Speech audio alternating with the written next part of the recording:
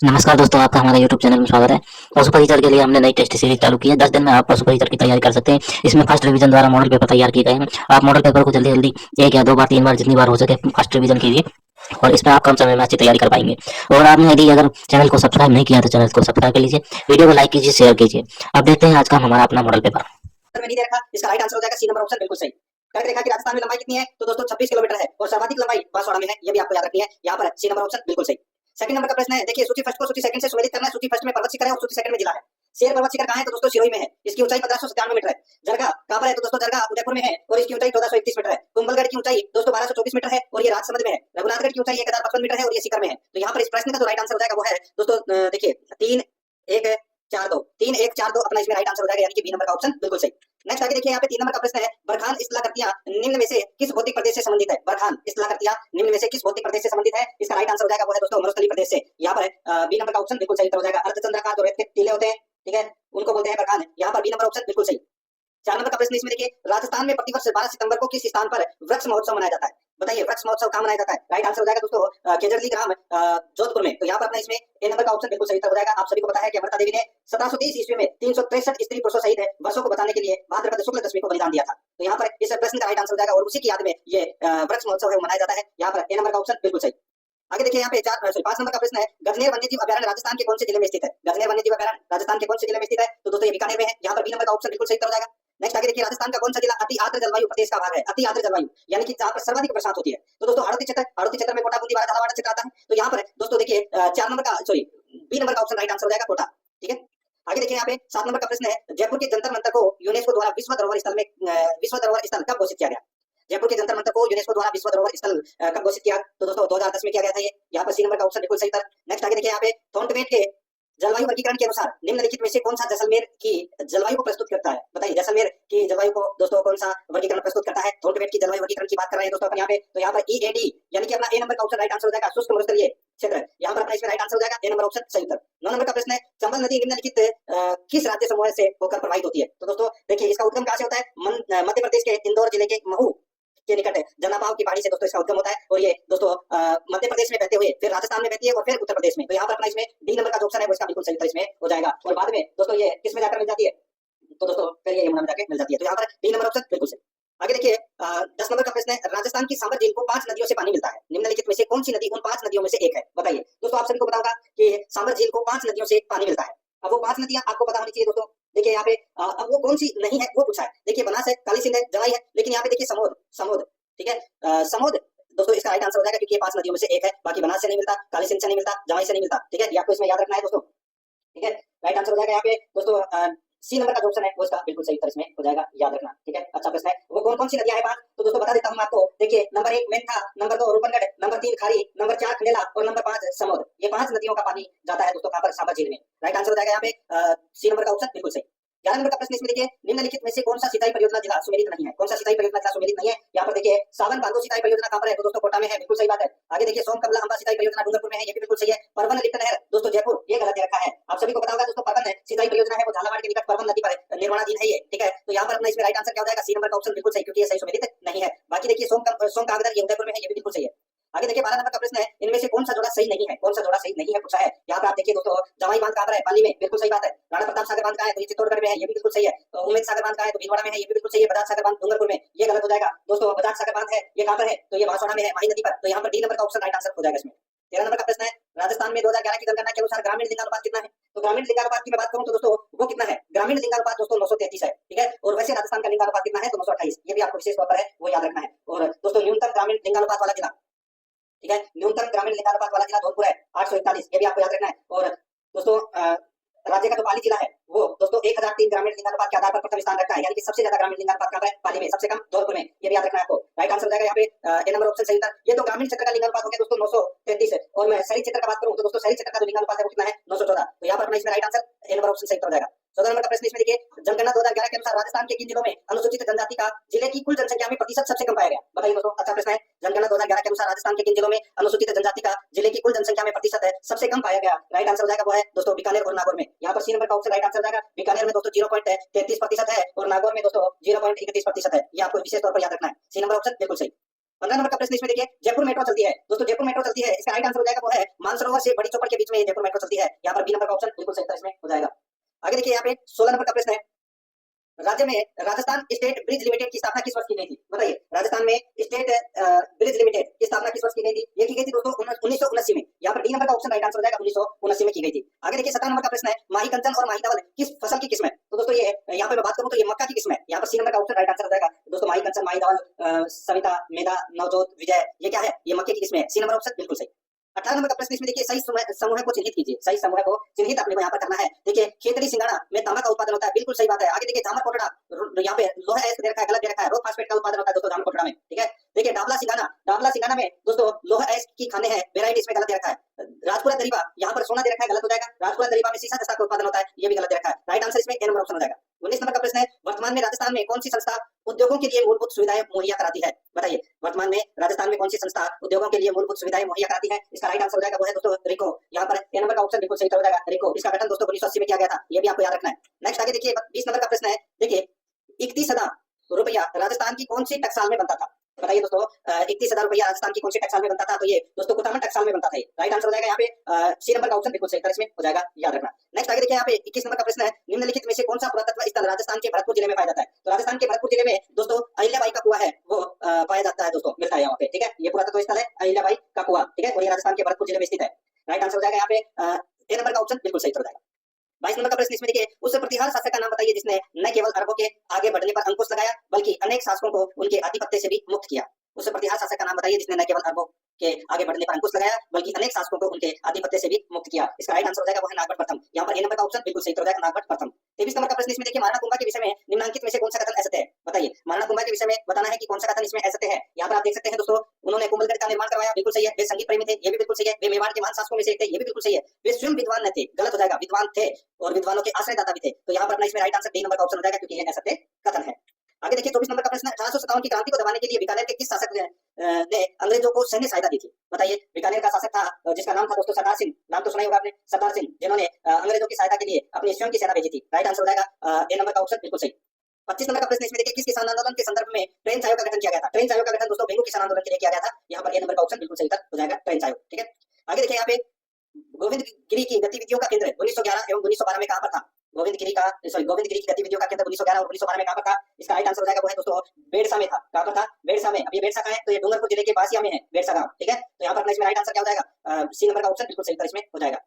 आगे देखिए दोस्तों यहाँ पे 27 नंबर का प्रश्न है, सन 1907 में चूरू में स्वामी गोपालदास ने किस सभा की स्थापना की थी? सन 1907 में चूरू में स्वामी गोपालदास ने किस सभा की स्थापना की थी? इसका राइट आंसर हो जाएगा देश हितैषी सभा की स्थापना की थी। यहाँ पर बी नंबर का ऑप्शन बिल्कुल सही। 28 नंबर का प्रश्न इसमें देखिए, राजस्थान का शाही राज्य जिसे हम आज देखते हैं कितने चरणों में बना है? तो दोस्तों राजस्थान है वो कितने चरणों में बना है? तो दोस्तों 7 चरणों में बना है। यहाँ पर बी नंबर का ऑप्शन बिल्कुल सही। 29 नंबर का प्रश्न है, केसरी सिंह भारत ने चेतावनी चुनौतियां किसको संबोधित करके लिखा? दोस्तों चेतावनी चुनौतियां ये लिखा दोस्तों महाराणा फतेह सिंह को संबोधित करके लिखा था। राइट आंसर हो जाएगा यहाँ पे बी नंबर का ऑप्शन बिल्कुल सही हो जाएगा। और ये दोस्तों 1903 ईस्वी में दिल्ली में एक दरबार आयोजित किया गया था लॉर्ड कर्जन के द्वारा, उसमें जाने के लिए दोस्तों ये तैयार हुए थे और उन्हीं के लिए दोस्तों ये चेतावनी चुनौतियां है वो लिखा गया था केसरी सिंह भारत के द्वारा। यहाँ पर बी नंबर ऑप्शन बिल्कुल सही। 30 नंबर का प्रश्न इसमें देखिए, निम्नलिखित में से किस एक जिले में गोडवाड़ी बोली बोली जाती है? गोडवाड़ी बोली दोस्तों ये बोली जाती है कहां पर? तो दोस्तों ये जालोर में बोली जाती है, ठीक है, जालोर और पाली क्षेत्र में बोली जाती है ये गोडवाड़ी बोली, और ये मारवाड़ी की उपबोली है। यहाँ पर ए नंबर का ऑप्शन बिल्कुल सही। 31 नंबर का प्रश्न इसमें देखिए, अमर काव्य वंशावली का लेखक कौन है? अमर काव्य वंशावली का लेखक कौन है? तो दोस्तों रणछोड़ भट्ट है। कौन है? रणछोड़ भट्ट। राइट आंसर इसमें डी नंबर ऑप्शन सही था। नेक्स्ट आगे देखिए, राजस्थानी संस्कृति में जानोटन क्या है? बताइए, जानोटन किसको बोलते हैं? जानोटन बोलते हैं दोस्तों वर पक्ष की ओर से दिया जाने वाला जो भोज होता है उसको बोलते हैं जानोटन। यहाँ पे ए नंबर का ऑप्शन बिल्कुल सही हो जाएगा। 33 नंबर का प्रश्न इसमें देखिए, संत दरियावती रामसनेही संप्रदाय की किस शाखा के प्रवर्तक थे? तो दोस्तों ये प्रवर्तक थे कौन सी शाखा के? तो ये रैन शाखा के प्रवर्तक थे। यहाँ पर सी नंबर का ऑप्शन राइट आंसर हो जाएगा, रैन शाखा के। 34 नंबर का प्रश्न इसमें देखिए, राजस्थान के किस संप्रदाय के लोक पुरुषों द्वारा अग्नि नृत्य किया जाता है? तो दोस्तों अग्नि नृत्य ये जसनाती संप्रदाय के पुरुषों द्वारा किया जाता है। यहाँ पर अपना इसमें राइट आंसर हो जाएगा बी नंबर ऑप्शन सही उत्तर।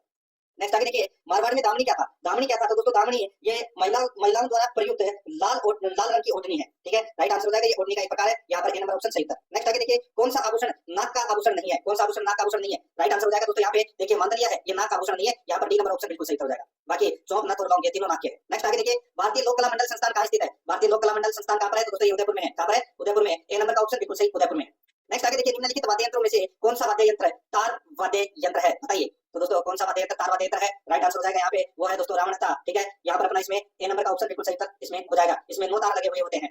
राइट आंसर हो जाएगा इसमें ए नंबर का ऑप्शन बिल्कुल सही। और 2021 में इस वाद्य यंत्र पर यानी कि रावणता पर दोस्तों 5 रुपए का डाक टिकट भी जारी किया गया है, ये भी याद रखना है आपको। आगे देखिए यहाँ पे 39 नंबर का प्रश्न है, बाबूजी का मुख्य तीर्थस्थल कौन सा है? बाबूजी का मुख्य तीर्थस्थल दोस्तों कोलूगांव है, कोलूगांव पड़ोदी में। राइट आंसर हो जाएगा यहाँ पे सी नंबर ऑप्शन बिल्कुल सही। नेक्स्ट आगे देखिए यहाँ पे सुगन चिड़ी को किस लोक माता का स्वरूप माना जाता है? सुगन चिड़ी को किस लोक माता का स्वरूप माना जाता है? तो दोस्तों स्वांग्या माता का। यहाँ पर ए नंबर का ऑप्शन बिल्कुल सही, स्वांग्या माता का।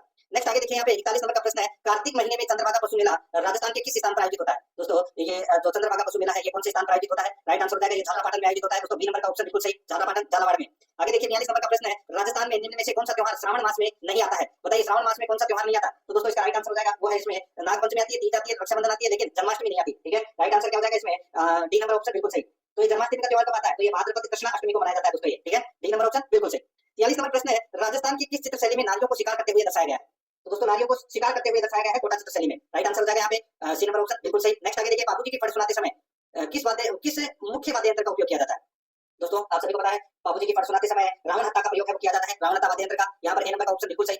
45 नंबर का प्रश्न इसमें देखिए, पहियों पर चलने वाली जयमान तोप जो दुनिया की सबसे बड़ी तोप मानी जाती है निम्नलिखित में से किस किले में स्थित है? दोस्तों ये कौन से किले में स्थित है? तो ये जयगढ़ के किले में स्थित है। यहाँ पर बी नंबर का ऑप्शन बिल्कुल सही हो जाएगा। आगे देखिए, सालिम सिंह की हवेली और नथमल की हवेली कहाँ स्थित है? दोस्तों ये स्थित है कहाँ पर? तो ये जैसलमेर में है। कहाँ पर है? जैसलमेर में। राइट आंसर हो जाएगा यहाँ पे डी नंबर का ऑप्शन सही उत्तर। नेक्स्ट आगे देखिए, दुनिया की सबसे बड़ी बावड़ी जो जोधपुर में स्थित है किस नाम से जानी जाती है? तो दोस्तों वो जानी जाती है, बताइए कौन सी बावड़ी है जो जोधपुर में स्थित है और जो सबसे बड़ी बावड़ी है? तो दोस्तों यहाँ पर देखिए, इसको चांद बावड़ी के नाम से जाना जाता है। एक चांद बावड़ी दोस्तों आवानेरी दौसा में भी है, ठीक है, और एक चांद बावड़ी जोधपुर में भी है, ये भी आपको याद रखना है। तो यहाँ पर ए नंबर का ऑप्शन बिल्कुल सही हो जाएगा। आगे देखिए 48 नंबर का प्रश्न है, चित्तौड़गढ़ स्थित विजय स्तंभ पर पहला स्मारक डाक टिकट कब जारी किया गया? तो दोस्तों ये डाक टिकट जारी किया गया 1949 में। यहाँ पर बी नंबर का ऑप्शन बिल्कुल सही हो जाएगा, 1949 में, याद रखना, अच्छा प्रश्न है। ठीक है, विजय स्तंभ पर पहला डाक टिकट कब जारी किया गया? तो दोस्तों 1949 में, याद रखना।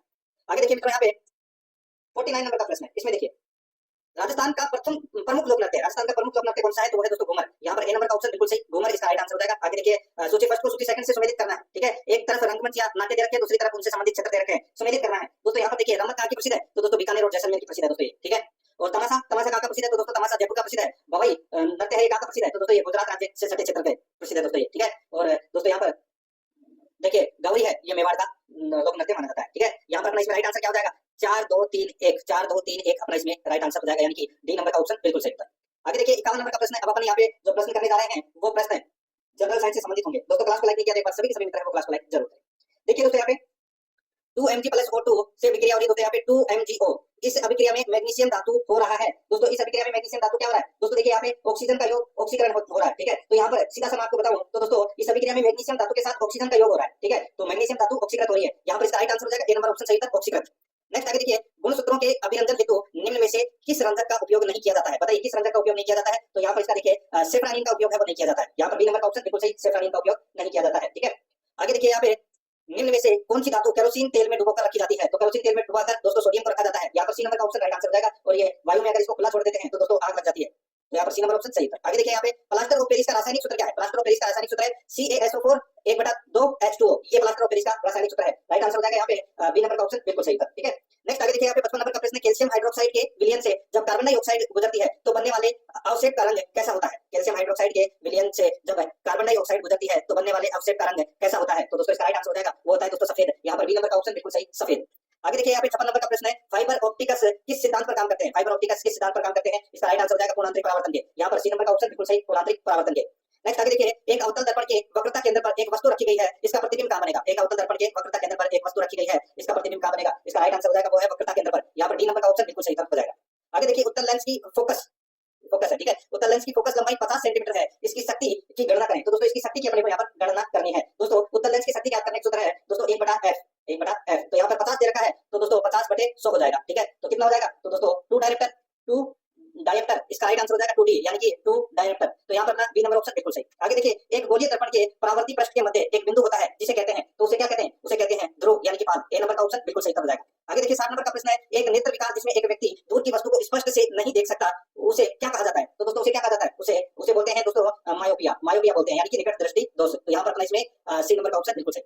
61 नंबर का प्रश्न इसमें देखिए, ट्रिपेनोसोमियासिस रोग की वाहक है, ट्रिपेनोसोमियासिस रोग की वाहक है, तो वो कौन है? तो दोस्तों वो है सेत्सी मक्खी। यहाँ पर सी नंबर का ऑप्शन बिल्कुल सही, सेत्सी मक्खी। आगे देखिए, मस्तिष्क का कौन सा भाग ज्ञान चेतना सोचने विचारने का कार्य संपादित करता है? तो दोस्तों वो भाग है अग्र मस्तिष्क। यहाँ पर अपना इसमें ए नंबर ऑप्शन सही होता है। नेक्स्ट आगे देखिए, निम्नलिखित में से कौन सा रोग प्रोटोजोआ द्वारा होता है? प्रोटोजोआ द्वारा कौन सा रोग होता है? दोस्तों राइट आंसर हो जाएगा यहाँ पे मलेरिया प्रोटोजोआ द्वारा होता है, हैजा जीवाणु द्वारा, डिप्थीरिया भी जीवाणु द्वारा और निमोनिया भी जीवाणु द्वारा। ठीक है, यहाँ पर डी नंबर ऑप्शन बिल्कुल सही। आगे देखिए, कोलेस्ट्रॉल का असामान्य स्तर संबंधित होता है, तो ये संबंधित होता है दोस्तों धमनियों का कठोर हो जाना। यहाँ पर ए नंबर का ऑप्शन बिल्कुल सही उत्तर इसमें हो जाएगा। आगे देखिए, प्रतिजन वह पदार्थ है जो, यानी कि एंटीजन वह पदार्थ है जो देखिए प्रतिपिंड यानी कि एंटीबॉडी के निर्माण को उद्दीपित करता है। तो यहाँ पर डी नंबर का ऑप्शन राइट आंसर हो जाएगा। आगे देखिए 66 नंबर का प्रश्न है, निम्नलिखित बीमारियों में से कौन सी टैटू बनवाने के द्वारा एक व्यक्ति से दूसरे व्यक्ति में संचारित हो सकती है? निम्नलिखित बीमारियों में से कौन सी टैटू बनवाने के द्वारा एक व्यक्ति से दूसरे व्यक्ति में संचारित हो सकती है? तो दोस्तों इसका तो राइट आंसर क्या हो जाएगा? देखिए टैटू बनवाने से दोस्तों कई प्रकार के संक्रमण का खतरा रहता है, ठीक है, जैसे कि हेपेटाइटिस, एचआईवी, ग्लूनोमस और केलाइट जैसी बीमारियां है वो हो सकती है। तो यहाँ पर इसका तो राइट आंसर हो जाएगा देखिए चिकनगुनिया, तो इसमें नहीं होता, ठीक है। तो यहाँ पर देखिए अपने को बताना है कूट भाषा में होता है वो दोस्तों यहाँ पर देना है। देखिए दोस्तों इसमें देखिए यकृत शोथ भी और एचआईवी एड्स, चिकनगुनिया नहीं होता। तो यहाँ पर 2 और 3 इसमें क्या है सही है, तो इस प्रश्न का राइट आंसर हो जाएगा बी नंबर का ऑप्शन बिल्कुल सही उत्तर इसमें हो जाएगा। आगे देखिए कक्ष तापमान पर दूध के खट्टा होने में शामिल है, तो दोस्तों राइट आंसर हो जाएगा इसमें रासायनिक परिवर्तन है ये, ठीक है। तो यहाँ पर बी नंबर का ऑप्शन बिल्कुल सही, रासायनिक परिवर्तन, खट्टापन दूर नहीं किया जा सकता दूध का। आगे देखिए निम्नलिखित में से आनुवांशिकीय इकाई कौन सी है? आनुवांशिकीय इकाई कौन सी है? तो वो है दोस्तों जीन। यहाँ पर ए नंबर का ऑप्शन बिल्कुल सही जीन। नेक्स्ट आगे देखिए असंतुलित रासायनिक समीकरण को क्या कहा जाता है? तो दोस्तों इसको कहा जाता है कंकाल रासायनिक समीकरण। यहाँ पर बी नंबर का ऑप्शन बिल्कुल सही, कंकाल रासायनिक समीकरण। आगे देखिए मानव में हाइपोथैलेमस ग्रंथि होती है, तो दोस्तों हाइपोथैलेमस ग्रंथि होती है मस्तिष्क में उपस्थित। यहाँ पर सी नंबर का ऑप्शन राइट आंसर हो जाएगा, मस्तिष्क में उपस्थित होती है। आगे देखिए किसी गोलाकार दर्पण की परावर्तक सतह के व्यास को क्या कहा जाता है? किसी गोलाकार दर्पण की परावर्तक सतह के व्यास को क्या कहा जाता है? उसको कहा जाता है दोस्तों द्वारक। यहाँ पर ए नंबर ऑप्शन बिल्कुल सही, द्वारक। आगे देखिए यहाँ पर समीकरण दिया है दोस्तों ZnO + NaOH + H2O, यह भी क्रिया कर रहा है दोस्तों। देखिए यहाँ पे Na2ZnOH4 में संतुलित यानी कि समीकरण संतुलित करने के लिए उत्पाद के कितने मोल आवश्यक है? तो दोस्तों इसके लिए 1 मोल ही आवश्यक है। राइट आंसर हो जाएगा यहाँ पे बी नंबर ऑप्शन बिल्कुल सही। नेक्स्ट आगे देखिए यहाँ पे 63 नंबर का प्रश्न है, अभिक्रिया दे रखी है दोस्तों FeSO4 FeSO4 + Cu का उदाहरण है। तो दोस्तों ये किसका उदाहरण है? तो ये एक विस्थापन अभिक्रिया का उदाहरण है। इसमें लोहे यानी कि आयरन ने दूसरे तत्व कॉपर सल्फेट विलयन में विस्थापित कर दिया है। तो यहाँ पर अपना इसमें राइट आंसर हो जाएगा, ये विस्थापन अभिक्रिया का उदाहरण है, सी नंबर का ऑप्शन बिल्कुल सही। आगे देखिए जब सिल्वर ब्रोमाइड को सूर्य की रोशनी में रखा जाता है तब बनता है, तो क्या बनता है? तो दोस्तों ब्रोमीन गैस बनती है। यहाँ पर डी नंबर का ऑप्शन बिल्कुल सही, ब्रोमीन गैस बनती है। आगे देखिए रक्त कोशिकाएं जो शरीर को सूक्ष्म जीवों और अन्य भारी पदार्थों से सुरक्षित रखती है, वे कौन से हैं? तो दोस्तों वे है श्वेताणु। यहाँ पर बी नंबर का ऑप्शन बिल्कुल सही हो जाएगा, श्वेताणु। आगे देखिए जस्टिस सुरेश कुमार के हाल ही में किस राज्य के हाईकोर्ट चीफ जस्टिस बने हैं? तो दोस्तों ये बने हैं मध्य प्रदेश के। यहाँ पर सी नंबर ऑप्शन बिल्कुल सही। आगे देखिए अपूर्वी चंदेला निम्न में से किस खेल से संबंधित है? ये संबंधित है दोस्तों राइफल शूटिंग से संबंधित है, डी नंबर ऑप्शन बिल्कुल सही। आगे देखिए भारत ने 45वें फिडे चेस ओलंपियाड में कौन सा पदक जीता? तो दोस्तों वो जीता स्वर्ण पदक। यहाँ पर इसमें ए नंबर ऑप्शन सही। आगे देखिए अनुराग कुमार दिसानाय के हाल ही में किस देश के नए राष्ट्रपति चुने गए हैं? तो ये चुने गए हैं दोस्तों श्रीलंका के, सी नंबर ऑप्शन बिल्कुल सही, श्रीलंका। नेक्स्ट आगे देखिए स्वयं सिद्ध योजना किसके लिए है? दोस्तों ये योजना है ये संकटग्रस्त महिलाओं के आश्रय और पुनर्वास के लिए है। यहाँ पर सी नंबर का ऑप्शन बिल्कुल सही हो जाएगा। आगे देखिए किसे हाल ही में वायुसेना का अगला उप प्रमुख नियुक्त किया गया है? तो ये नियुक्त किया गया है दोस्तों एसपी धारकर को, बी नंबर ऑप्शन बिल्कुल सही। आगे देखिए किस बैंक ने इजी माई ट्रिप के साथ मिलकर सह branded travel debit card launch किया है? तो ये लॉन्च किया है दोस्तों बैंक ऑफ बड़ौदा ने, बी नंबर ऑप्शन बिल्कुल सही, बैंक ऑफ बड़ौदा। आगे देखिए हाल ही में खबरों में रही नगर वन योजना किस मंत्रालय द्वारा शुरू की गई है? तो दोस्तों ये योजना है वो पर्यावरण वन एवं जलवायु परिवर्तन मंत्रालय के द्वारा शुरू की गई है। यहाँ पर सी नंबर का ऑप्शन राइट आंसर हो जाएगा। आगे देखिए हाल ही में यूएस की राष्ट्रीय क्रिकेट लीग का आयुक्त किसे बनाया गया है? तो दोस्तों ये बनाया गया है हारून लोगट को। यहाँ पर बी नंबर ऑप्शन बिल्कुल सही। नेक्स्ट आगे देखिए रक्षा मंत्री राजनाथ सिंह ने हाल ही में किस शहर में सैनिक स्कूल का उद्घाटन किया है? तो दोस्तों ये किया है जयपुर में, सैनिक स्कूल का उद्घाटन दोस्तों जयपुर में किया है, ठीक है। यहाँ पर सी नंबर का ऑप्शन बिल्कुल सही इसमें हो जाएगा। अब आगे अपन दोस्तों मैथ से संबंधित प्रश्न है वो पढ़ेंगे। देखिए 86 नंबर का प्रश्न है 35, 39, 41, 46, 27 तथा x का औसत 38 है, तो x का मान है वो क्या होगा वो अपने को यहाँ पर बताना है। दोस्तों टोटल संख्या कितनी हो गई? तो दोस्तों देखिए 3 और 3 6, x समेत टोटल 6 संख्या है। तो 6 संख्याओं का औसत कितना है? 38। तो दोस्तों यहाँ पे 6 इंटू क्या करोगे 38, तो दोस्तों कितना आ जाएगा? तो दोस्तों आ जाएगा 228, ठीक है। अब दोस्तों यहाँ पर देखिए ये 6 संख्या है जिसमें से एक x है, तो इन पांचों को दोस्तों अपने को जोड़ना है। तो 35 + 39 + 41 + 46 + 27 इनका टोटल करेंगे तो दोस्तों कितना आ जाएगा? 188। तो 228 में से 188 गए तो कितना बचे? तो दोस्तों 40 बचे। तो यही अपना उत्तर हो जाएगा, x का मान निकल कर आ जाएगा, बी नंबर ऑप्शन बिल्कुल सही। आगे देखिए किसी संख्या के 20% वर्धित मान और संख्या के 25% हासित मान में अंतर 36 है, तो वह संख्या क्या होगी वो अपने को यहाँ पर बताना है। तो दोस्तों 20 और 25 कितने होते हैं? 45। तो 45 बराबर कितने हो गए? 36 है, तो 1% बराबर कितना होगा? दोस्तों सीधा सा है अपने को मूल संख्या निकालनी है टोटल। तो दोस्तों अपन इसको ऐसे लिख सकते हैं कि 36 × 100/45, तो दोस्तों मूल संख्या निकल कर आ जाएगी यहाँ पे। तो दोस्तों आप इसको काट लीजिए 5 से, तो ये कितनी बार कटा? 20 बार, और ये कितनी बार कटा? 9 बार। तो 36 × 9 भाग 36 × 20 भाग 9 तो कितना हो जाएगा? तो दोस्तों ये आपके पास में निकल कर आ जाएगा 80, ठीक है। तो यहाँ पर अपना इसमें राइट आंसर डी नंबर का ऑप्शन बिल्कुल सही हो जाएगा। आगे देखिए 88 नंबर का प्रश्न है विद्युत बल्बों की एक खेप में 4% टूट गए और शेष में से 25 दोषपूर्ण हो गए। यदि टूटे और दोषपूर्ण बल्बों की कुल संख्या 112 है तो खेप में बल्बों की कुल संख्या है वो कितनी होगी वो अपने को यहाँ पर बताना है। दोस्तों आप देखिए यहाँ पे 4% तो टूट गए और शेष में से 25 दोषपूर्ण हो गए। तो दोस्तों अब आप इसको ऐसे लिख सकते हैं कि 4x/100 +96 यानी कि 96x/100 इंटू 25 यहाँ पे गए, तो दोस्तों यहाँ पे 25/100, ठीक है। बस इसको ऐसे लिख सकते हो। बराबर में दोस्तों आपको 112 लिखना है। इसको सोल्व करोगे तो दोस्तों इसका राइट आंसर आपके पास निकल कर आ जाएगा। कितना आ जाएगा? तो दोस्तों ये 412 आ जाएंगे यहाँ पे, बी नंबर का ऑप्शन बिल्कुल सही। आगे देखिए 89 नंबर प्रश्न है। देखिए ये दो को काट लीजिए यहाँ पे। देखिए एक व्यक्ति दो वस्तुएं बेचता है जिनमें से प्रत्येक का मूल्य 9,180 है। उसे एक वस्तु पर 8% लाभ होता है और दूसरे पर 15% की हानि। तो कुल लाभ या हानि प्रतिशत कितना होगा वो अपने को यहाँ पर बताना है। दोस्तों पहली वस्तु का क्रय मूल्य निकालना है। तो दोस्तों यहाँ पर देखिए 9,180 इंटू 100 बटे 108। ठीक है, तो यहाँ पर आपके इसमें क्रय मूल्य निकल कर आ जाएगा, कितना आ जाएगा? तो दोस्तों ये आ जाएगा 8,500। ठीक है, 8,500। अब दूसरी वस्तु पे देखिए 15% की हानि हो रही है, तो यहाँ पर दूसरी वस्तु का क्रय मूल्य निकालेंगे तो कितना हो जाएगा? दोस्तों 9,180 इंटू 100 बटे 85। ठीक है, तो यहाँ पर कितना आ जाएगा? तो ये आ जाएगा दोस्तों 10,800। ठीक है, अब इन दोनों को जोड़ दीजिए। तो दोस्तों इन दोनों को आप जोड़ोगे तो कितना हो जाएगा? तो दोस्तों ये आ जाएगा 19,300। कितना हो जाएगा? 19,300 हो जाएगा। ठीक है, अब दोस्तों आगे देखिए, अब अपने को दोनों वस्तुओं का जो विक्रय मूल्य है वो ज्ञात करना है। तो 9,180 को 2 से मल्टीप्लाई करोगे तो कितना हो जाएगा? 18,360। तो 18,360 दोस्तों 19,300 में से माइनस करेंगे तो 940 आ जाएगा। तो दोस्तों 940 इसमें क्या हो जाएगी? कुल हानि हो जाएगी। यहाँ पर ए नंबर का ऑप्शन बिल्कुल सही हो जाएगा।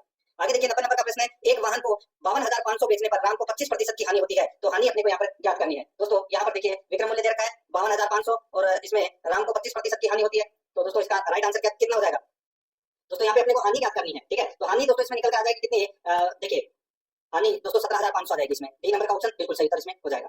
आगे देखिए दोस्तों यहाँ पे 6% प्रतिवर्ष की दर से 40,000 पर चक्रवर्ती ब्याज 4,944 है, वह अवधि वर्षों में कितनी है जिसके लिए राशि निवेश की गई है वो अपने को यहाँ पर बताना है। दोस्तों यहाँ पर देखिए चक्रवर्ती ब्याज दे रखा है कितना? तो 4,944 दे रखा है। ठीक है, और दोस्तों यहाँ पर दे रखा है विसर्जन दे रखा है, तो इसमें 40,000 में से 40,000 में दोस्तों 4,900 जोड़ देंगे तो कितना हो जाएगा? तो दोस्तों 44,944। ठीक है, ये विसर्जन आ जाएगा अपने। और मूलधन दोस्तों अपना कितना हो गया यहाँ पे? 40,000। तो विसर्जन बराबर मूलधन इंटू a प्लस दर बटे 100 घात में समय। बस ये सूत्र लगाना है। इस सूत्र के अनुसार दोस्तों 2 बार आ जाएगा यहाँ पे। ए नंबर का ऑप्शन बिल्कुल सही। नेक्स्ट आगे देखिए यहाँ पे, किसी राशि पर 8% वार्षिक चक्रवर्ती ब्याज की दर से प्रथम वर्ष का ब्याज 48 है, दूसरे वर्ष का ब्याज है वो क्या होगा वो अपने को यहाँ पर बताना है। दोस्तों यहाँ पर देखिए प्रथम वर्ष का ब्याज 48 दे रखा है, दूसरे वर्ष का अपने को निकालना है। ठीक है, तो प्रथम वर्ष का ब्याज प्लस प्रथम वर्ष के ब्याज का ब्याज, तो अपन इसको कैसे याद करेंगे? 48 प्लस 48 इंटू 8 इंटू 1 बटे 100। बस यहाँ पे 48 इंटू 8 इंटू 1 बटे 100 करके अपने को क्या करना है दोस्तों? यहाँ पे 48 से प्लस कर देना है। तो आप इसको करोगे तो दोस्तों कितना आ जाएगा? तो ये 3.84 आ जाएगा इसका। ठीक है, और ये 48 में जोड़ दोगे तो कितना आ जाएगा? 51.84। तो यहाँ पर अपना इसमें बी नंबर ऑप्शन बिल्कुल सही। आगे देखिए, एक राशि साधारण ब्याज की समान दर पर 5 वर्ष बाद 8,000 और 8 वर्ष बाद 9,800 होती है, तो प्रति वर्ष ब्याज की दर है वो कितनी होगी? दोस्तों 5 वर्ष बाद 8,000 दे रखी है और 8 वर्ष बाद 9,800 दे रखी है, तो अपने को क्या करना है? यहाँ पे अपने को दर निकालनी है। ठीक है, दर कैसे निकालेंगे दोस्तों? दोनों का अंतर कितने का हो जाएगा? देखिए 9,800 माइनस 8,000, तो यहाँ पर हो जाएगा दोस्तों 1,800। ठीक है, 1,800 इंटू 100 बटे, अब देखिए यहाँ पे 8,000 इंटू 8 और 9,800 इंटू 5, इनको दोस्तों आपस में मल्टीप्लाई करके माइनस करेंगे तो दोस्तों यहाँ पे आ जाएगा 15,000। कितना आ जाएगा? 15,000। ठीक है, बस यहाँ पे कितना हो जाएगा? देखिए 18,000 में 15,000 का सॉरी 18 यानी कि 1,80,000 में 1,80,000 में दोस्तों आप 15,000 का भाग दोगे तो 12% निकल कर आ जाएगा। तो यहाँ पर अपना इसमें सी नंबर का ऑप्शन बिल्कुल सही हो जाएगा। आगे देखिए, साधारण ब्याज की कितने प्रतिशत वार्षिक दर पर कोई धनराशि 12 वर्ष में स्वयं की दोगुनी हो जाएगी? तो दोस्तों इसका राइट आंसर हो जाएगा, देखिए समय दे रखा है 12 वर्ष, मूलधन दोस्तों अपने को यहाँ पर दे रखा, तो विसर्जन बराबर दोस्तों इसमें 2 मूलधन हो जाएगा और ब्याज 1 हो जाएगा। तो यहाँ पर इसका राइट आंसर हो जाएगा दोस्तों वो है 8 सही 1/3%। तो यहाँ पर इसमें बी नंबर का ऑप्शन बिल्कुल सही इसमें हो जाएगा। आगे देखिए 95 नंबर का प्रश्न है, ए बी सी को दोस्तों a अनुपात b बराबर 1:2 दे रखा है और b अनुपात c 3:5 दे रखा है के रूप में वितरित है। दोस्तों 3,800 रुपए वितरित किए गए हैं। b का हिस्सा आपने को यहाँ पर ज्ञात करना है। तो दोस्तों b का हिस्सा आप आसानी से ज्ञात कर सकते हैं। सबसे पहले वही अनुपात निकालना है अपने को, a अनुपात b अनुपात c। ठीक है, अब यहाँ पे a का कितना दे रखा है? a और b का 1:2 दे रखा है और b और c का कितना दे रखा है? 3:5 दे रखा है। ठीक है, अब यहाँ पे 1 इंटू 3 कितना हो जाएगा? 3 और इसका हो जाएगा 6 और इसका हो जाएगा 10। तो 3:6:10 ये अपना अनुपात निकल कर आ गया। टोटल कितना होता है दोस्तों? ये 16 3 19। ठीक है, तो क्या करेंगे अपने को अब यहाँ पे? तो दोस्तों देखिए अपने को किसका निकालना है? b का हिस्सा निकालना है और b का अनुपात कितना है? 6। तो यहाँ पर क्या करना होगा दोस्तों? देखिए 3800 बटे 19 इंटू b का हिस्सा कितना है? 6। बस तो यहाँ पे 3800 इंटू 6 में आप 19 का भाग दोगे तो इसका राइट आंसर निकल कर आ जाएगा वो है 1200। यहाँ पर सी नंबर का ऑप्शन बिल्कुल सही हो जाएगा। आगे देखिए 96 नंबर का प्रश्न है, यदि 9 x गुणनचास समानुपात में है तो x का मान है वो अपने को यहाँ पर ज्ञात करना है। मध्य पदों का गुणनफल बटे दोस्तों बाह्य पदों का गुणनफल। तो दोस्तों यहाँ पर देखिए x स्क्वायर हो जाएगा। यहाँ पे x स्क्वायर बराबर 9 इंटू कितना हो जाएगा? गुणनचास। ठीक है, तो यहाँ पर x बराबर क्या आ जाएगा? तो दोस्तों ये किसका स्क्वायर है? 3 का है और ये कितना का हो जाएगा? 7 का। तो यहाँ पे 3 इंटू 7 कितना हो जाएगा? 21। तो यहाँ पर अपना इसमें बी नंबर का ऑप्शन बिल्कुल सही हो जाएगा इसमें। ठीक है, ये प्रश्न आप आसानी से कर सकते हैं। अब अपन पशुपालन से संबंधित प्रश्न पढ़ेंगे दोस्तों। ठीक है, देखिए यहाँ पे निम्न में से किस जानवर में कील दांत नहीं पाया जाता है? कील दांत किसमें नहीं पाया जाता? तो दोस्तों गाय में कील दांत है वो नहीं पाया जाता। तो यहाँ पर बी नंबर ऑप्शन बिल्कुल सही हो जाएगा। आगे देखिए, पोषण के अनुसार अंडा एक अच्छा स्रोत है, तो किसका अच्छा स्रोत है? राइट आंसर हो जाएगा दोस्तों प्रोटीन का भी है, आयरन और फास्फोरस का भी है, असंतृप्त वसी अम्लों का भी है। तो यहाँ पर इसका राइट आंसर हो जाएगा उपरोक्त सभी का। डी नंबर ऑप्शन बिल्कुल सही। 103 नंबर का प्रश्न इसमें देखिए, निम्न में से किस रोग में पशु के मुख्य रूप से श्वसन नाल प्रभावित होती है? तो श्वसन नाल दोस्तों गलघोटू रोग में होती है। यहाँ पर अपना इसमें दोस्तों ए नंबर का ऑप्शन बिल्कुल सही हो जाएगा और पशु खर की आवाज करता है इसमें। आगे देखिए, मुर्गी के किस नस्ल में वाल्टस यानी कि गलचर्म अनुपस्थित होते हैं? तो दोस्तों ये होते हैं किसमें, इसका राइट आंसर हो जाएगा वो है रेड कॉर्न में। तो यहाँ पर अपना डी नंबर का ऑप्शन बिल्कुल सही। आगे देखिए दूध में पाए जाने वाली शर्करा को कहते हैं, उसको लैक्टोज कहते हैं। ए नंबर का ऑप्शन बिल्कुल सही, लैक्टोज। नेक्स्ट आगे देखिए यहाँ पे कुक्कुट में पाए जाने वाला जीवाणुजनित रोग कौन सा है, जीवाणुजनित रोग कौन सा है कुक्कुट में पाए जाने वाला, राइट आंसर हो जाएगा दोस्तों वो है फाउल कोलेरा। यहाँ पर सी नंबर का ऑप्शन बिल्कुल सही हो जाएगा, फाउल कोलेरा। ठीक है, नेक्स्ट आगे देखिए यहाँ पे नेत्र सलेस्मा कलाशोथ नामक रोग के लक्षण है। तो दोस्तों इसके लक्षण क्या है, इसके लक्षण है आंखें लाल हो जाना, आंखों में सूजन आना, तेज रोशनी सहन न होना। तो यहाँ पर इसका राइट आंसर हो जाएगा उपरोक्त सभी, डी नंबर ऑप्शन बिल्कुल सही। आगे देखिए आमतौर पर दोहरे उद्देश्य वाली नस्लों की मादाओं को किसके रूप में जबकि नर को किसके रूप में पाला जाता है। तो दोस्तों इसमें देखिए आमतौर पर दोहरे उद्देश्य वाली नस्लों की मादाओं को लेयर्स के नाम से और जबकि नर को बॉयलर्स के रूप में पाला जाता है। तो यहाँ पर अपना सी नंबर का ऑप्शन राइट आंसर हो जाएगा। नेक्स्ट आगे देखिए यहाँ पे भैंस की किस नस्ल में हंसिया के आकार एवं चपटे सींग पाए जाते हैं। बताइए भैंस की किस नस्ल में हंसिया के आकार के सींग तो पाए जाते हैं और चपटे सींग पाए जाते हैं। ठीक है, तो यहाँ पर अपना इसमें राइट आंसर हो जाएगा। यहाँ पर बात हो रही है दोस्तों सूरती नस्ल की भैंस की, बी नंबर ऑप्शन बिल्कुल सही। 110 नंबर का प्रश्न है मूर्तियां बनाने में किस पशु की हड्डियों को काम में लिया जाता है। सही उत्तर हो जाएगा दोस्तों वो है ऊंट की हड्डियों का उपयोग किया जाता है दोस्तों, सी नंबर ऑप्शन सही। आगे देखिए चिक टीथ होते हैं। तो दोस्तों ये चिक टीथ होते हैं तो ये मोलस्क और पेरीमोलस्क होते हैं। यहाँ पर ए नंबर का ऑप्शन बिल्कुल सही हो जाएगा। आगे देखिए पशुओं को गैसीय रूप में दी जाने वाली औषधि है, तो वो औषधि कौन सी है, तो वो है दोस्तों यूकेलिप्टस और टर्पेंटाइन। तो यहाँ पर इसका राइट आंसर हो जाएगा डी नंबर ऑप्शन बिल्कुल सही, ए और बी दोनों। आगे देखिए कुक्कुटशाला के भवन के लंब अक्ष की दिशा होनी चाहिए। तो दोस्तों कैसी होनी चाहिए, इसका राइट आंसर हो जाएगा दोस्तों वो होनी चाहिए पूर्व से पश्चिम। तो यहाँ पर सी नंबर का ऑप्शन बिल्कुल सही। आगे देखिए दही तैयार करने के लिए दूध में अम्लता का प्रतिशत होना चाहिए, कितना होना चाहिए, तो दोस्तों वो होना चाहिए 0.10%, बी नंबर ऑप्शन बिल्कुल सही। आगे देखिए एक गाय का रंग काला और सफेद है तथा पूंछ का गुच्छा सफेद है, वह गाय की नस्ल है, तो वो कौन सी गाय की नस्ल है, तो दोस्तों वो होल्स्टीन फ्रीजियन की है। ठीक है, यहाँ पर ए नंबर ऑप्शन बिल्कुल सही हो जाएगा। नेक्स्ट आगे देखिए 16 नंबर का प्रश्न है टोंड दूध में उपस्थित वसा व एसएनएफ की प्रतिशत मात्रा होती है। तो दोस्तों वो होती है 3.0 व 8.5। तो दोस्तों 3.0 वसा और एसएनएफ 8.5 होती है। यहाँ पर ए नंबर का ऑप्शन है वो इसका बिल्कुल सही इसमें हो जाएगा, ये आपको इसमें याद रखना है। आगे देखिए यहाँ पे 17 नंबर का प्रश्न है मुर्गी फार्म में प्रत्येक मुर्गी के लिए कम से कम आवश्यक स्थान होना चाहिए। तो दोस्तों कितना आवश्यक स्थान होता है, इसका राइट आंसर हो जाएगा वो है दोस्तों 2.5 से 3 वर्ग फीट। यहाँ पर बी नंबर का ऑप्शन बिल्कुल सही। 118 नंबर का प्रश्न है रोगी पशु में दिखाई देने वाले लक्षण है, तो वो कौन से हैं, तो दोस्तों खाना पीना बंद कर देना, सुस्त एवं निस्तेज आंखें, त्वचा एवं बाल सख्त एवं रुके होना। तो इसका राइट आंसर हो जाएगा उपरोक्त सभी, डी नंबर ऑप्शन बिल्कुल सही। 119 नंबर का प्रश्न है हंसियाकार सींग युक्त भैंस किस नस्ल की उत्पत्ति बड़ौदा जिले से हुई है। तो राइट आंसर हो जाएगा इसमें वो है सुरती की। यहाँ पर इसमें ए नंबर का ऑप्शन बिल्कुल सही। नेक्स्ट आगे देखिए सर्वप्रथम नवजात बछड़े को पिलाना चाहिए, तो दोस्तों खींच पिलानी चाहिए, डी नंबर का ऑप्शन बिल्कुल सही, ये तो सभी को पता होगा। आगे देखिए निम्न में से सुमेलित नहीं है, बताइए बकरी के मांस को क्या कहते हैं। दोस्तों बकरी के मांस को क्या कहते हैं, दोस्तों बकरी के मांस को जीवान कहते हैं। ठीक है, और गाय के मांस को बीफ कहते हैं। सुअर के मांस को दोस्तों क्या कहते हैं, पोर्क बोलते हैं। यहाँ पे बफिन है वो गलत दे रखा है। ठीक है, और भेड़ के मांस को मटन कहते हैं, बिल्कुल सही है। तो यहाँ पर सी नंबर का ऑप्शन राइट आंसर हो जाएगा। आगे देखिए निम्न में से किस रोग के लक्षण मुंह में छाले, आंख व नाक से पानी बहना है। सही उत्तर हो जाएगा वो है दोस्तों इसमें पशु प्लेग, ए नंबर का ऑप्शन बिल्कुल सही। आगे देखिए बायोस्फीयर रिजर्व के बारे में निम्नलिखित में से कौन सा कथन सही है, तो दोस्तों कौन सा कथन इसमें सही है वो अपने को यहाँ पर बताना है। देखिए दोस्तों यहाँ पे प्रतिनिधि पारिस्थितिकी तंत्र में आनुवंशिक विविधता को संरक्षित करने के लिए बहुउद्देशीय संरक्षित क्षेत्र, बिल्कुल सही है। एक आरक्षित क्षेत्र जिसका उद्देश्य इसकी प्राकृतिक वनस्पति वन्य जीवन और प्राकृतिक सौंदर्य को संरक्षित करना है, बिल्कुल सही है। तीसरा देखिए लुप्त प्राय प्रजातियों के संरक्षण और विकास के लिए आरक्षित क्षेत्र, बिल्कुल सही है। तो इसका राइट आंसर हो जाएगा उपरोक्त सभी, डी नंबर ऑप्शन बिल्कुल सही। आगे देखिए HTST दुग्ध पास्तुरीकरण की विधि में दूध को गर्म करते हैं। तो दोस्तों ये गर्म करते हैं 72 डिग्री सेल्सियस पर 15 मिनट के लिए। तो यहाँ पर इसमें सी नंबर ऑप्शन सही उत्तर। 125 नंबर प्रश्न है भेड़ की किस नस्ल का नाम उसकी मूल प्राप्ति स्थान के नाम पर रखा गया है। इसका राइट आंसर हो जाएगा वो है दोस्तों जैसलमेरी, इसमें बी नंबर ऑप्शन बिल्कुल सही। 126 नंबर प्रश्न है ताजे दूध में अम्लता प्रतिशत होती है, तो दोस्तों ये होती है 0.14%, बी नंबर ऑप्शन बिल्कुल सही। आगे देखिए पशुओं में त्वचा संबंधी रोग के कारक है, तो दोस्तों वो है बाह्य परजीवी, यहाँ पर ए नंबर ऑप्शन सही उत्तर। आगे देखिए ब्यूटाइरोमीटर क्या काम आता है, ब्यूटाइरोमीटर ये दोस्तों वसा परीक्षण में काम आता है, सी नंबर ऑप्शन बिल्कुल सही। आगे देखिए खारे पानी वाले स्थानों पर दुग्ध बर्तनों की सफाई में प्रयुक्त होता है, तो दोस्तों राइट आंसर हो जाएगा यहाँ पे वो है टेट्राफास्फेट, यहाँ पर ए नंबर ऑप्शन बिल्कुल सही टेट्राफास्फेट। आगे देखिए वक्र यानी कि किडनी की क्रियात्मक व संरचनात्मक इकाई है, तो वो कौन सी है, तो वो है दोस्तों नेफ्रॉन, बी नंबर ऑप्शन बिल्कुल सही। आगे देखिए मुर्गियों में पाए जाने वाला संक्रामक रोग है जो हर्पीस बी ग्रुप नामक विषाणु से होता है, तो वो कौन सा रोग है, तो दोस्तों वो है मोरेक्स। ठीक है, मोरेक्स रोग मुर्गियों में पाए जाने वाला ये भयंकर संक्रामक रोग है, सी नंबर ऑप्शन सही उत्तर। 32 नंबर प्रश्न है अभ्यारण्य के बारे में निम्नलिखित में से कौन सा कथन सही है, कौन सा कथन अभ्यारण्य के बारे में सही है। दोस्तों यहाँ पर देखिए इसमें देखिए लुप्त प्राय प्रजातियों के संरक्षण और विकास के लिए आरक्षित क्षेत्र है वो है दोस्तों अभ्यारण्य, तो यहाँ पर सी नंबर का ऑप्शन बिल्कुल सही हो जाएगा। नेक्स्ट आगे देखिए यहाँ पे निम्न में से कौन सा रोग पशु रोग जीवाणुजनित है, बताइए निम्न में से कौन सा पशु रोग जीवाणुजनित है। इसका राइट आंसर हो जाएगा वो है दोस्तों थेनेला रोग, यहाँ पर ए नंबर का ऑप्शन बिल्कुल सही। आगे देखिए मेस्टाइटिस रोग पशुओं में किसके कारण होता है, तो दोस्तों ये होता है जीवाणु के द्वारा, ए नंबर ऑप्शन बिल्कुल सही। आगे देखिए जुगाली करने वालों पशुओं में उनके पेट में कौन सा भाग भंडार घर का कार्य करता है, इसका राइट आंसर हो जाएगा वो है दोस्तों रोमन, बी नंबर ऑप्शन बिल्कुल सही। आगे देखिए लाल अतिसार रोग किसके द्वारा फैलता है, ये फैलता है दोस्तों प्रोटोजोआ के द्वारा, यहाँ पर डी नंबर ऑप्शन बिल्कुल सही। आगे देखिए कर्नाटक में पाए जाने वाले घुमंतु दरवाहा समुदाय का नाम क्या है, तो दोस्तों वो है कुसुमा, कुरुबा और गोल्ला, तो यहाँ पर इसमें सी नंबर का ऑप्शन बिल्कुल सही। 38 नंबर का प्रश्न इसमें देखिए निम्न में से सुमेलित कौन सा नहीं है, एक तरफ पशु है दूसरी तरफ खुला क्षेत्र है, तो दोस्तों यहाँ पर देखिए गाय का खुला क्षेत्र 80 से 100 वर्ग फीट होता है, बिल्कुल सही है। भैंस का दोस्तों यहाँ पे 150 से 180, ये गलत हो जाएगा दोस्तों, गाय और भैंस का सेम होता है, तो यहाँ पर ये गलत दे रखा है। गाभिन पशु के लिए दोस्तों 180 से 200 वर्ग फीट और सांड के लिए 200 से 250 वर्ग फीट होता है। ठीक है, तो यहाँ पर अपना इसमें बी नंबर का ऑप्शन राइट आंसर हो जाएगा। आगे देखिए दूध का अपेक्षित घनत्व ज्ञात करते हैं, राइट आंसर हो जाएगा वो है हेक्टोमीटर से, बी नंबर ऑप्शन सही उत्तर। आगे देखिए पोल्ट्री मांस के ग्रेडिंग का आधार क्या है? तो दोस्तों इसके ग्रेडिंग का आधार है पुष्टि, गुणवत्ता, मांस उत्पाद की फिनिश। तो यहाँ पर अपना इसमें right answer A number option सही।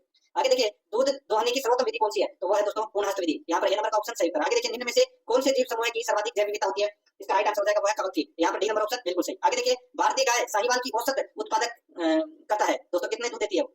भारतीय गाय साहिवाल, इसका राइट आंसर हो जाएगा वो है दोस्तों इसमें 1217 की ग्राम प्रति ब्याज। तो यहाँ पर सी नंबर का ऑप्शन बिल्कुल सही हो जाएगा। नेक्स्ट आगे देखिए यहाँ पे गाय की दुकाती नस्ल है। गाय की दुकाती नस्ल कौन सी है? तो दोस्तों वो है हरियाणा। यहाँ पर इसमें डी नंबर ऑप्शन बिल्कुल सही। आगे देखिए गाय के कृत्रिम गर्भाधान के लिए अनुमोदित तरल वीर्य की मात्रा होती है, इसका सही उत्तर हो जाएगा वो है दोस्तों 2.0 ml, ठीक है, यानी कि 2 ml। नेक्स्ट आगे देखिए भेड़ का औसत जीवन काल कितना होता है? भेड़ का औसत जीवन काल दोस्तों 10 से 12 वर्ष होता है। बी नंबर ऑप्शन सही उत्तर। आगे देखिए निम्न में से कौन सा अंग द्वितीयक श्वसन अंग है? तो दोस्तों इसका राइट आंसर हो जाएगा वो है मुख। यहाँ पर सी नंबर का ऑप्शन बिल्कुल सही। नेक्स्ट है आगे देखिए यहाँ पे निम्न में से कौन सी नस्ल मालपुरा व रेनकुले मेरिनो के संकरण से विकसित की गई है? इसका राइट आंसर हो जाएगा वो है अविकालीन। तो यहाँ पर इसमें बी नंबर ऑप्शन बिल्कुल सही। आगे देखिए वह मादा जो कभी गर्भान्वित नहीं होती कहलाती है? तो दोस्तों वो कहलाती है नल्लीपेरा। यहाँ पर बी नंबर ऑप्शन बिल्कुल सही। आगे देखिए किस तरवार समुदाय को महाराष्ट्र का जाना माना समुदाय माना जाता है? सही उत्तर हो जाएगा वो है दोस्तों धंगर। यहाँ पर बी नंबर का ऑप्शन बिल्कुल सही। दोस्तों आपने पशु परिचर का मॉडल पेपर देखा। हमारे सभी मॉडल पेपर प्ले लिस्ट में तैयार है। आप वहां से प्ले लिस्ट में से अपने पुराने मॉडल पेपर भी देख सकते हैं। सभी मॉडल पेपर प्ले लिस्ट में है। आप एक एक दो करके सभी मॉडल पेपर को फर्स्ट रिवीजन कर लीजिए। ये फर्स्ट रिवीजन से इसके अंदर जितने भी सवाल है आपको कम समय में जल्दी से जल्दी तैयारी मिलेगी। 10 दिन में हमारा टारगेट है, 10 दिन में पूरा कोर्स कंप्लीट करा दिया जाएगा। इसके अंदर आप हमारे मॉडल पेपर को देख करके अपनी तैयारी मजबूत कर सकते हैं। वीडियो देखने के लिए आपका बहुत बहुत धन्यवाद। चैनल को सब्सक्राइब कर लीजिए अगर सब्सक्राइब नहीं किया है तो।